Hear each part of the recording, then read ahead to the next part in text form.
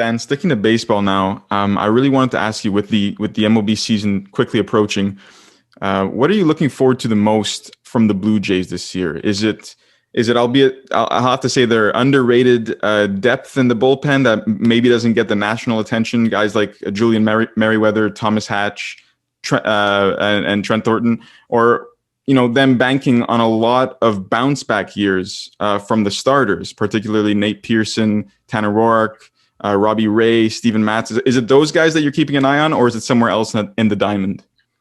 Well, I think what I'm most excited about is to see them hit, because they're going to have a great lineup. They had a good lineup last year, and they've added George Springer and Marcus Semien, two big-time free agent signings. So it wouldn't surprise me if they were one of the 2 or 3 best offensive teams in baseball this year. Specifically within that group, everybody's really excited about Vladimir Guerrero. He's lost 40 pounds since the beginning of last season, and he's looked great in the spring. Now, spring doesn't mean a lot, but coming up through the minors, he was the best hitting prospect in the minors. And everybody who follows the Blue Jays is hoping that this is a breakout year for him. So I'm really excited about that. In terms of what's most important for them, it's the starting rotation. I think their bullpen's pretty good, and it's pretty deep. They've got some nice depth. Yeah. Their starting rotation's got to be decent. It doesn't have to be great, but it's got to be decent. So like you said, Robbie Ray's looking to get back where he was. Tanner Roark's hoping to have a better year than he had last year. Steven Matz, who they traded for, hoping to have a better year than he had last year.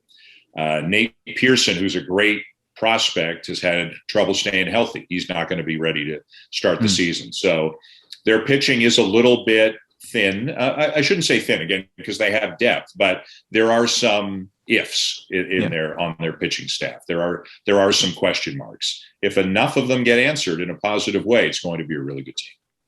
Is it enough for them to, I don't know if they're going to necessarily win the AL East, but is it good enough for them to get a wild card spot this year?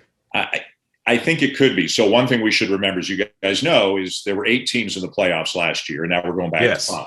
Right. So, 5's way different than 8. The Yankees are still the Yankees. And I still think the Rays are going to be very good, even though Snell and Morton aren't there. They've got so many great players coming up through their system. So I think the Yankees are probably objectively better. Maybe the Blue Jays and Rays are in a battle for second. But you look at the American League Central, Minnesota and Chicago both look like they're going to be really good teams. And out west, I think Houston and Oakland are both really good teams. So that's 7, and only 5 of them are going to make the playoffs. So I think the Jays are good enough to be in the hunt for a playoff spot. I don't think it's a lock. I think they're going to have to play well, stay healthy, and get some good pitching if they're going to do it.